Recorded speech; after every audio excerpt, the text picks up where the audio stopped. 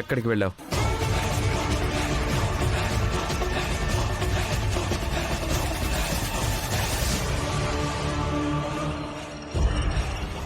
నిన్నే అడుగుతుంది, ఎక్కడికి వెళ్ళొస్తున్నావు?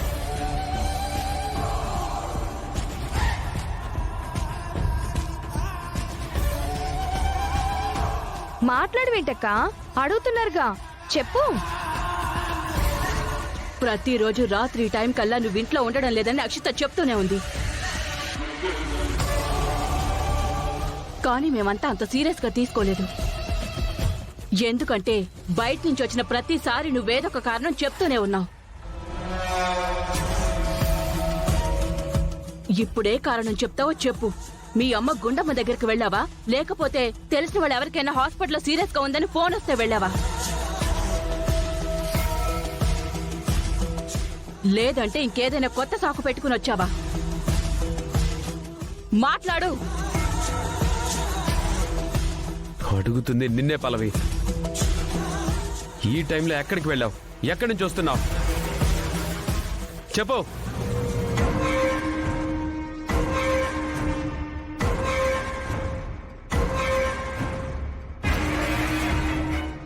నీ దగ్గర ఏ సమాధానం లేదు. నువ్వేదో సాకు చెప్పినా నమ్మే పరిస్థితిలో నేను లేను.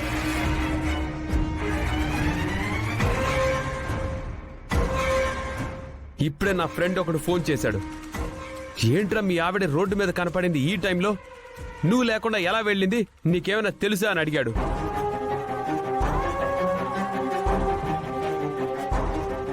వాడికి నేనేం సమాధానం చెప్పాలి? అబ్బా, అక్షిత మాటలు వీడి మైండ్కి బాగా ఎక్కేశాయి. ఇంకా ఏంట్రా తనని నువ్వు అడిగేది, తను చెప్పేది? అది ఏం సాకు చెప్పినా నమ్మనని ఎప్పుడైతే చెప్పావో దాని గుండెల్లో రాయి పడిపోయింది. లేదంటే ఈ పాటికే ఏదో ఒక సాకు చెప్పేది. అందుకే ఇప్పుడు నోరు మూసుకుని సైలెంట్ గా నిలబడుకునుంది.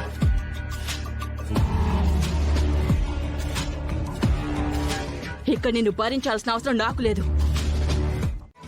పాపం పిచ్చిది, అవన్నీ తెలియదురా దానికి. అందరితో మాటపడి దోషిలాగా నిలబడింది. అందుకే నాకు టాబ్లెట్స్ తీసుకురావడం కోసం వెళ్ళిందిరా. ఎందుకు వెళ్ళిందో తేలాలి అన్నావు కదా, తెలీదుగా. ఇప్పుడు చెప్పు, గెంటేస్తావా? గెంటేస్తానంటే చెప్పు, నేను కూడా పోతా. అది కాదు బామ్మగారు. పళ్ళు రాలిపోతా ఎక్కువ మాట్లాడేవంటే. అసలు ఇంత గొడవ జరగడానికి కారణం నువ్వేనే.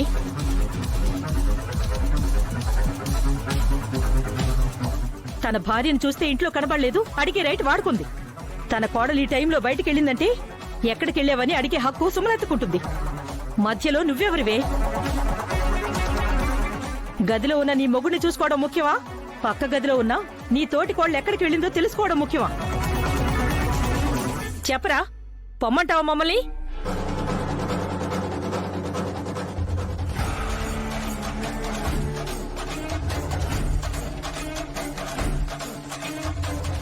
పల్లవి, వాళ్ళేం మాట్లాడలేదంటే పొమ్మనే అమ్మా. పద, మనిద్దరం వెళ్ళిపోదాం. రామా. నానమ్మా,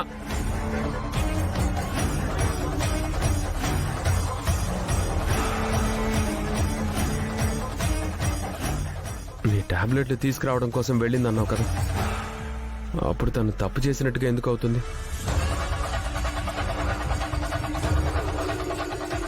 ఏమో, చెప్పకుండా వెళ్ళింది కదా. నీకు గాని మీ అమ్మకు గాని చెప్పి వెళ్ళలేదు కదా. వెళ్ళలేదు కాబట్టి నేరమే. అలాగని ఎవరన్నారు ఇక్కడ? ఇప్పటిదాకా మాట్లాడింది మీరిద్దరే కదా సుమా. నానమ్మా, ఏదో ఆవేశంలో అలా మాట్లాడేశాను. ఇక మీదట నీకు ఎప్పుడు ఏ అవసరం వచ్చినా నాకు చెప్పు, లేకపోతే తననే వచ్చి నాకు చెప్పమను. ఇలా వెళ్ళొద్దని చెప్పు,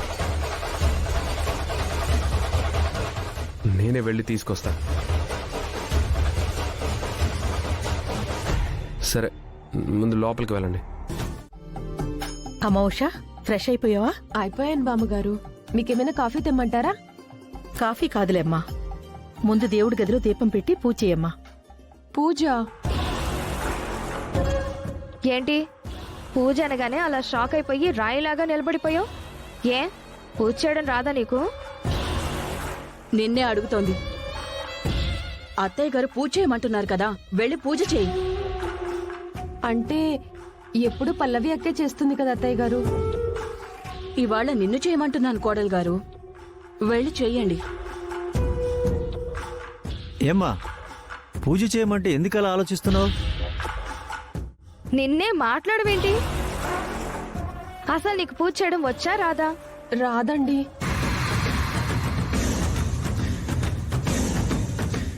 ఏంట్రా ఇది, పూజ చేయడం కూడా రాదంటుందేంటి? అంటే తనకెప్పుడు అలవాట్లేదు. పూజ చేయడం అలవాటు లేకపోవడం ఏంటి చందు? అంటే ఈ అమ్మాయి మనవాళ్ళు కాదా? అదేం లేదు అక్షిత, తనకి పూజ చేయడం అలవాట్లేదు. అదేంటమ్మా? ఏం లేదు బామ్మగారు, తను చిన్నప్పుడే అమ్మా నాన్న చనిపోయారు. తాతయ్య గారి దగ్గర పెరిగింది. చదువుకోవడం, తాతయ్య గారిని చూసుకోవడం తప్ప ఈ పూజలు పునస్కారాలు ఇంట్లో లేవు. పైగా దాని తర్వాత తను పెరిగిందంతా ఫారెన్ లో, అక్కడ కల్చర్ వేరు. అందుకే తనకి పూజా విధానాలవి తెలియకపోవడం తప్ప తనకి పూజ చేయడం రాదని కాదు. కానీ నేర్చుకోవాలి కదా పల్లవి. నేను చెప్తుంది కూడా అదేనండి.